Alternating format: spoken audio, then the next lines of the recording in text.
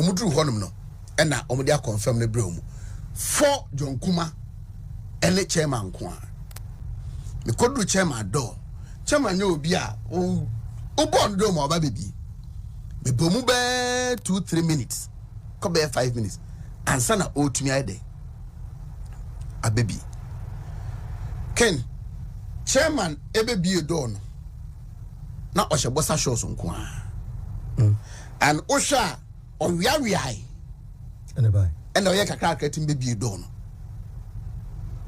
wa fe ne bed so ene afom okọ ne washroom a wa fe agu honum me na say me medical person me nim hwe for in Kumasi isn't begging for $10 million to rehabilitate Komfanochi Hospital. And you know what he tell me? Sorry, the title is... Please, with all respect, it can't stoop so low to compromise the respect of Otumfo. Traditionally, it doesn't beg. It doesn't beg. And it's not begged. But at least if he knows... he's raising funds, right? No, he's raising funds. Okay. Please, be civil in your discourse. So it's raising funds? Yes. Okay. With all respect. All right. So Otumfo...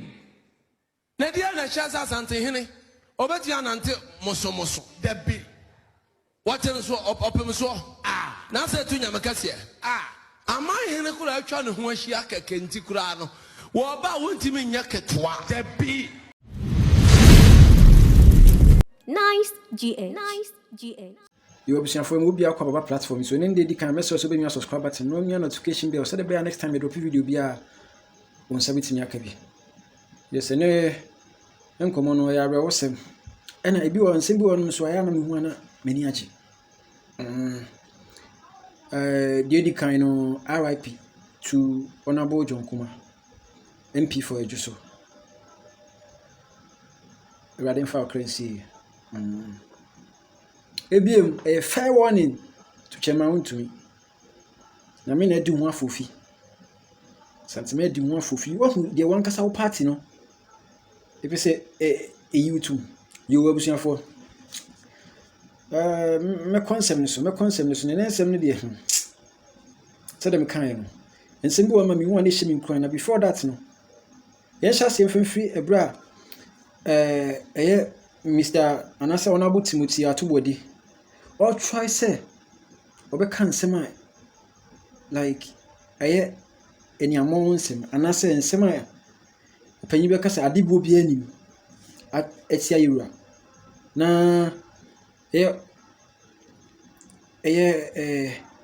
ni opponent na try say obe kasa na was stopping na man nkasa mpokura because wo hwe nsema na wo kana nsema yegu yura mfi otian yes otian pay na di kan ya hwe sa video ni bansa me de me hu bibisi anu mani age san say wontimi nka kasabia nya kasabia de fiwa na wo so ka che yura nya kasabia de fiwa na wo so ka che yura timete sa no na me anim manage pa manage manage yi pa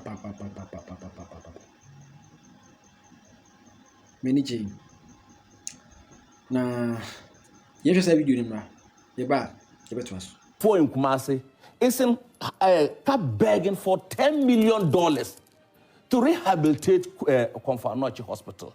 And you know what he tell me? Sorry, the title is... Please, with all respect, it can't stoop so low to compromise the respect of Otumfo. Traditionally, it doesn't beg. It doesn't beg. And it's not begged. But at least if he knows... he's raising funds, right? No, he's raising funds. Okay. Please, be civil in your discourse. So it's raising funds? Yes. Okay. With all respect. All right. So again, the investment we've made over there, he doesn't know because he doesn't. You were speaking on our.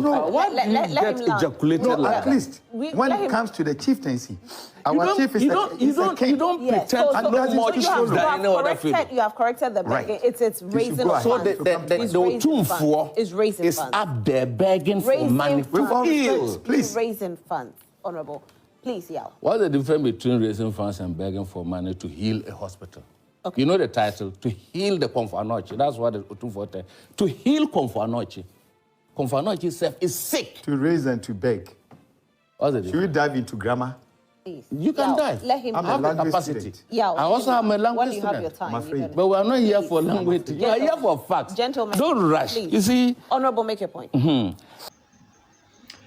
Saa video no wakwa kwahwa ba no ye. Saa video no wakwa kwahwa ba no. Na me kasa me to so a. Ye de obofour kan ye.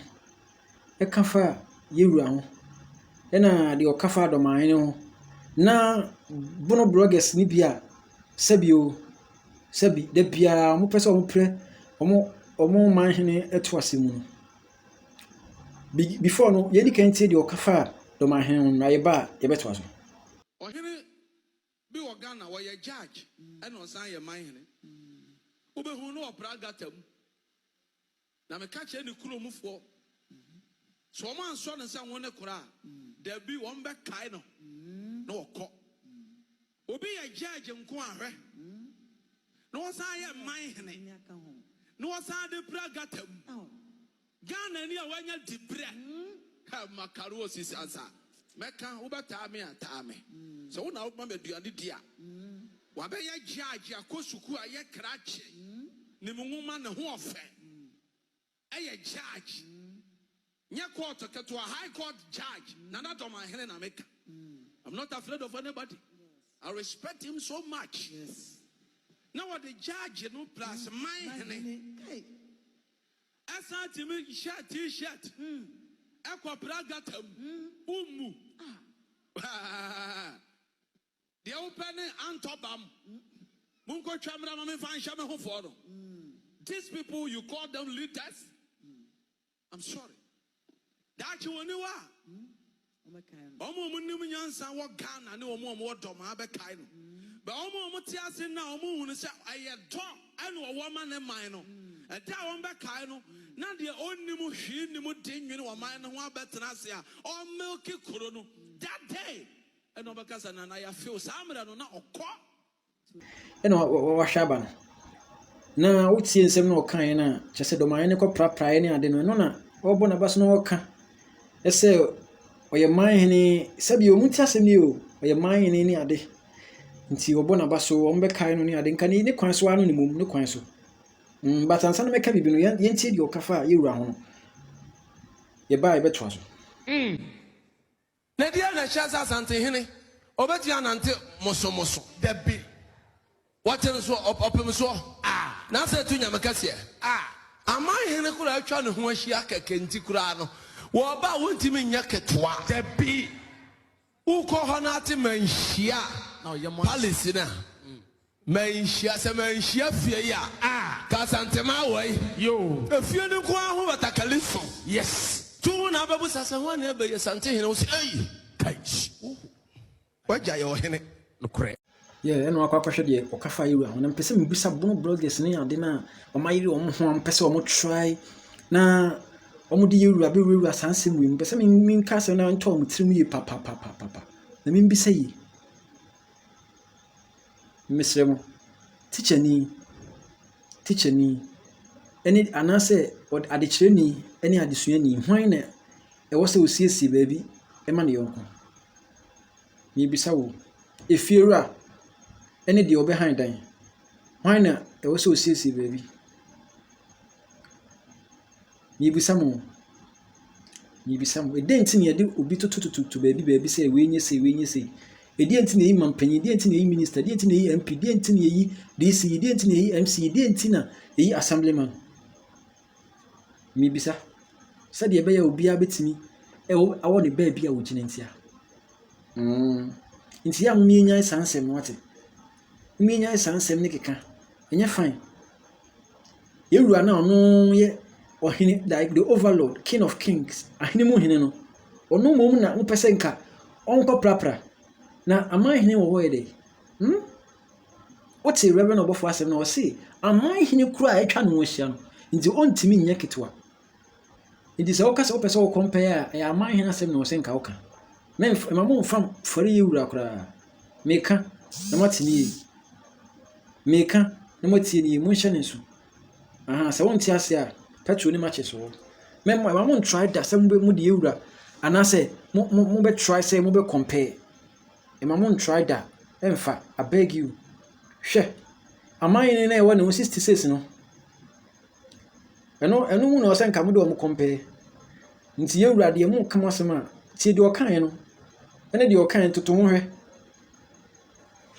masa mo bloggers no mo hwe ye mo vloggers and bloggers na mo bono na say my be say mo de bia you always try and create confusion chaos ni ade you guys should be careful it won't help na afi ye to aso de a yembra onabo jonkuma na sem so onabo metia na mero aho na nsem bibria akoso ebra wu ye abusuafo osu eni ade na nsem ni ma we ahu ye pa na ekwanya ni nyina eyewitness wo ho a nsem ni nyina afa so baaye no wakasa wo ntumi ready wakasa one kina kasa di nkomo achechi me kwanya fa so baaye a chema wontumi enso ehu fori him se nya ono nko a na area Captain Smart so kasa area ba Captain Smart so de enso binti ma omudru honum no na omudi confirm ne bre omu for jonkuma ene chairman ko and then later omubre omudi ehu ene omudi ye akwasi that was when the issue started enti omadi di awie omakoda meme ne maafu ene jonkuma driver ni enso so ekọ modern yada ti me sorry ahomache be 3-4 na makwache ma wa busa ne say so onhye fugu na eyebi a normal t-shirt shirt no be hye de amebeji akoto e de ama no me sorry no na be 1 a.m. chairman frame me be 15 times you want to me or frame me be 15 times and I start to say me friend no na me friend man busa say a chairman friend no say wo hu chairman me score twice but of friend na onfa ana me yeso me kwa chairman ho ti me nam kwa so me kwanya na me frɛ no me frɛ chairman na wantumi afa me kodu chairman do chairman nye obi a o bond do ma ba bebi me bomu be 2-3 minutes ko be 5 minutes ansa na o tumi ade abebi ken chairman ebebi do no na o bossa shows nko a and Osha on we and by and oye kakra kretin bebi do no wa fe ne bed so ene afom okọ ne washroom wa fe agu honum me na say me nya medical person me nim hwe te me call John ho and wa say ade a atu chairman ni o na my dear Diana no do because na come there. Maybe dear Diana me di kakra bi. John Kuma told me this. Okay. Me di kakra bi enti mafe but it is not like chairman there no. Because me ne chairman 94 years. Me hu chairman sada. Me hu chairman say me hu no tamale no on that 23rd October. Me hu ne sada. Quickly, and I'm afraid, yeah, be kono double mafunsa. Enti nurse nya o treating no ka that about me medical team no. And na ye friend. And no yes oba. Na me say no, my me friend penimu. Te me friend kama. Oh yeah, the VIP team for nibi. Na ona ba akra. And no so friend another person. Enti Dr. Mamun Bamia medical team no. Dr. Pejino womb and a nurses too. My permanent near fina young girl and no mobile. Instantly, only 6 or 7, I remember, in the C chairman so. And na omo one penny. Enti doctor ne come and mete say for what they are seeing, they suspect food poisoning. Enti they are going to treat them on food poisoning. John Kuma felt he's okay. Enti oman treating. Enti a chairman kwa and omo treating. Now this is why I think the whole thing was planned.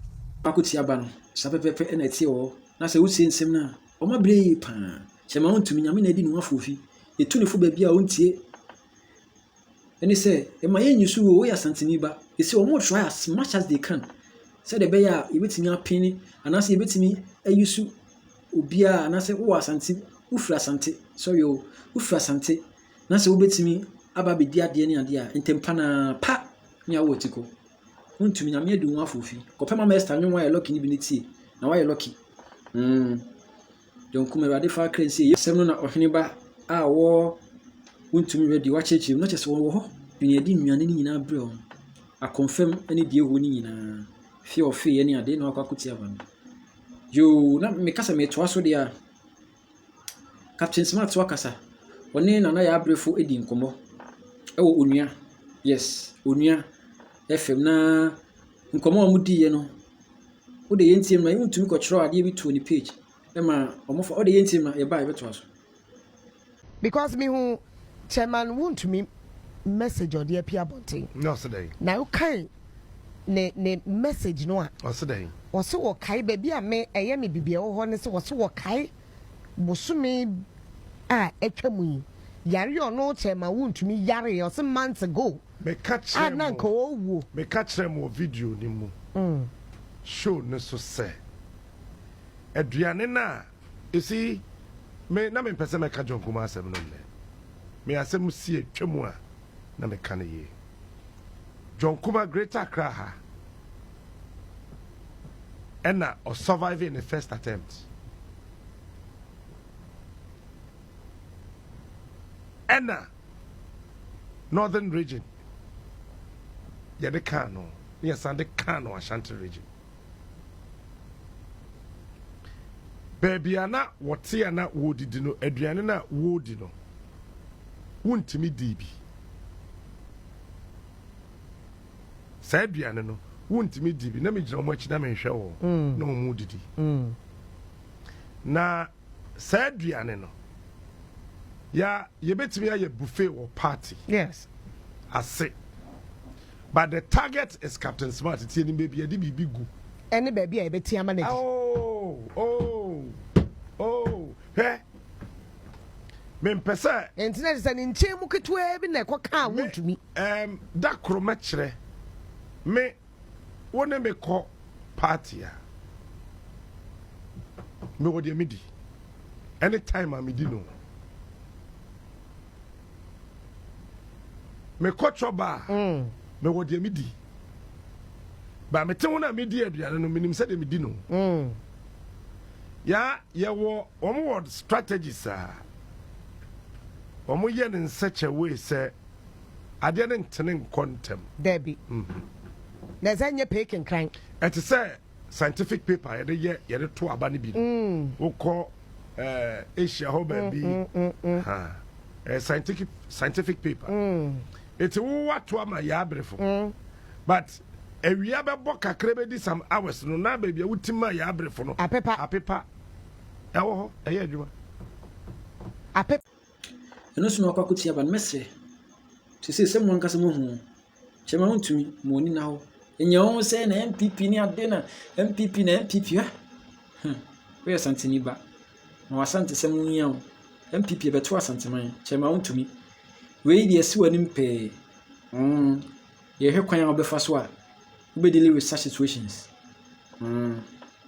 ye hwe kwan obefa so nyame adi mu afofi pa hwiye Asante na ya wodiem na ebe so osoro no omo na MPP kro ya pese omo pene wo na ona omunya ase hwe na nado ebra obepie menhia no ye hwe picture da so you say power no dey ha na nado na nse gu na chi no yes e chese panyin e de panyin chese tumi bi sin tumi bi na nado power but obeshi authority yes obeshi authority tumi mu tumi yes Mwenfi opemso insorinti anu basa me da se na wo hwe ene ndi kan mesro subscribe comment section ni odia na afi so betim do comment na ba me number ni go on voice note bi abetim di aba na me share so hwe share na unwa so nya bi share na channel ni nko akiri me da se makra